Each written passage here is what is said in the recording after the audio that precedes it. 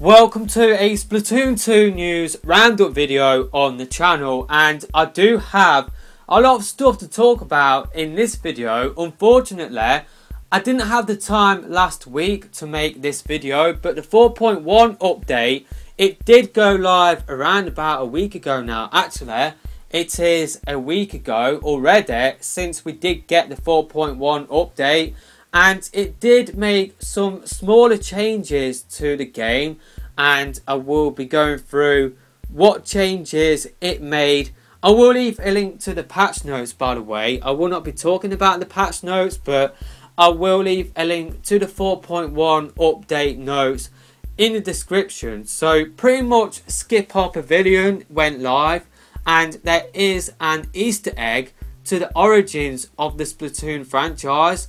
Now, in Skip Hop Pavilion, there is a painting or some sort of drawing on one of the walls, and it does show a squid and a rabbit. This is a reference to how the origins of Splatoon was originally going to have rabbit characters before they did decide on squids. So this is a cool reference to the origins of the franchise, and yeah, it definitely does go well with the theme of Skip Hop Pavilion. Speaking of the brand new stage, I did talk about this before, but pretty much some people did notice that the layout of the stage before it did get released, it did look a lot like Salt Spray Rig, and thanks to Reddit user Meep More Pissed, apologies if I have pronounced your name wrong. I can't even pronounce my own name sometimes, so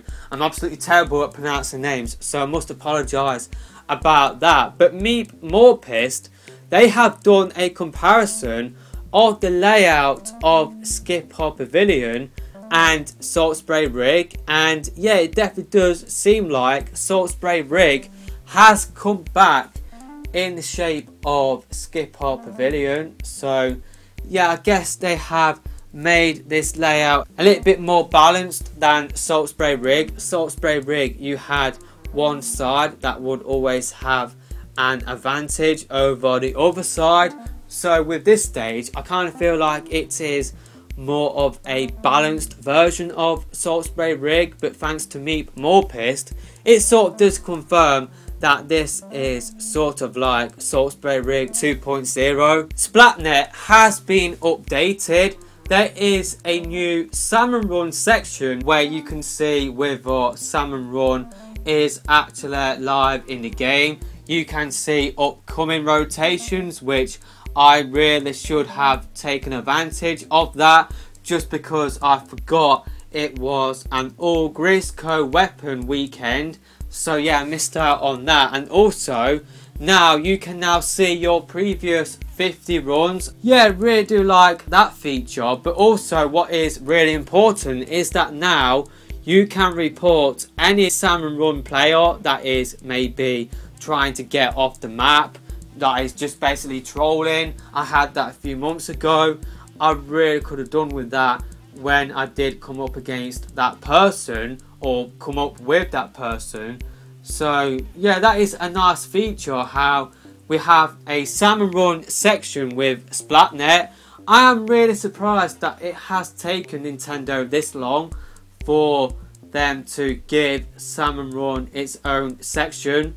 This sort of thing, it should have really come when the game did launch. We are currently something like 15-16 months into the game.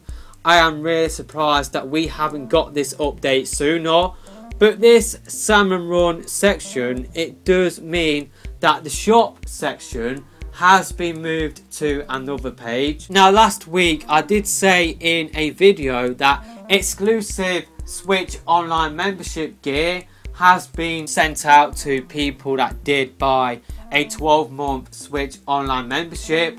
This does work with anybody that has bought a family membership as well, but pretty much people in Europe and other regions outside of America and Japan, they have had to wait for this Switch Online gear code. And yeah, I had to wait, and I only got my code last Friday. Now if you haven't got your code yet, try and be patient, try and check your spam folder, it might be in there. So yeah, pretty much on screen now I will be showing what you need to do to activate the Switch Online exclusive gear. So that will be happening on screen now. Last week I did show off how to download the Halloween gear. Now I'm not sure whether that is just a Splatfest exclusive gear or whether we will be able to keep that gear after when the Splatfest does end. I would imagine it will work like the Octo expansion pre-order DLC where we got to keep that DLC sort of gear. So I'm expecting the same sort of thing to happen with that Halloween gear. But yeah, on the screen now, this is what you need to do. You have to pretty much take the code that you do get from the email that you do get, put it in the eShop, and yeah, it will basically give you a download, and then you will get a box in Incopolis Square. Yeah, that's pretty much how to get that Switch Online exclusive gear. Now if you do press L and R on the Splatfest board, it will display winners of 10 times and 100 times battles. The Octoling amiibo are now up for pre-order on Nintendo UK's online store.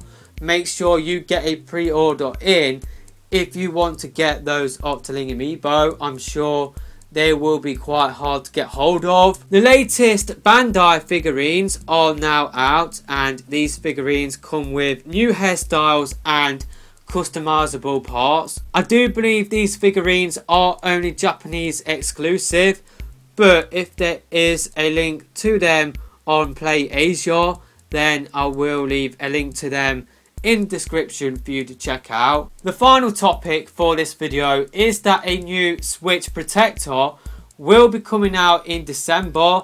You can now pre-order it from Play Asia. But that is it for this video, and yeah, we'll see you in my next video hopefully.